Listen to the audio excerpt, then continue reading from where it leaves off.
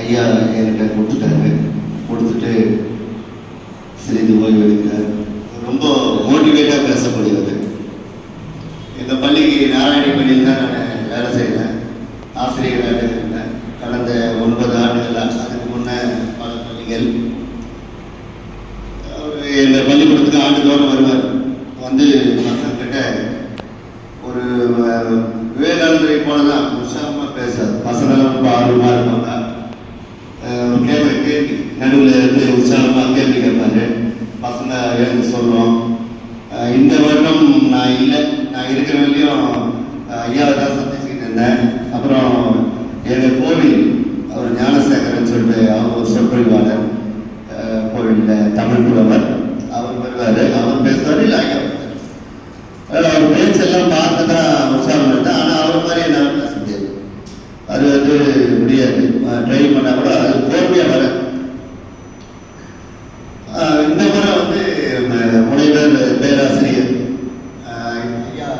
எங்கள் பள்ளிக்கு வந்திருக்காரு. நான் இல்லை, அது ஒரு மிஸ் பண்ணிட்டேன். ஒரு மிகப்பெரிய ஒரு வருத்தம். இப்போ தான் நேரில் பார்த்துட்டேன். ஆனால் வீடியோவில் பார்த்தேன், அவர் பேச்செல்லாம் கேட்டேன். ஆனால் எனக்கு சரியாக தெரியல. இப்போ நல்லா நேரில் பார்த்துட்டேன். அது ஒரு மிக்க மகிழ்ச்சி.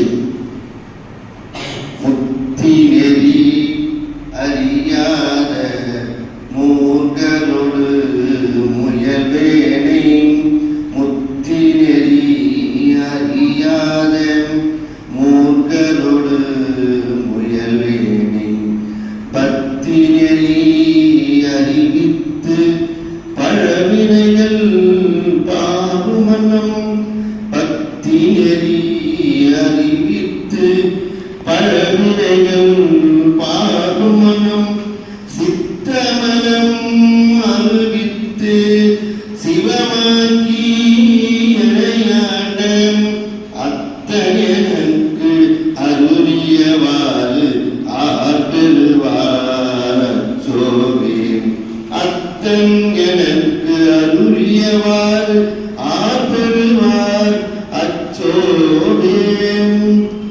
இதுல ரொம்ப அருமையான ஒரு பாடல் ஐயா வழிகாட்டுதல் படி நான் பாடுறேன். அவர் எதிர்க்க நிறைய திருப்புகழோ எதுவாக இருந்தாலும் நான் பசங்க முன்னாடி பாடி எடுத்து அவருக்கு நல்லா தெரியும். திருவாசகமோ தேவாரமோ திருப்புகழோ எதுனா ஒரு பாடி தான் அவர்கிட்ட கேட்பேன், எப்படி இருக்குது நான். நீலாம் இருக்க வேண்டிய ஆளே இல்லை அப்படின்னாரு. அதுக்கப்புறம் எல்லாம் செய்யுங்க அப்படின்னு உற்சாகப்படுத்தி தான் போவேன். ஆனால் எதுவும் செய்ய முடியறது இல்லை. அப்படிதான் பள்ளியில் பாடம் எடுக்கிறது, டெஸ்ட் வைக்கிறது,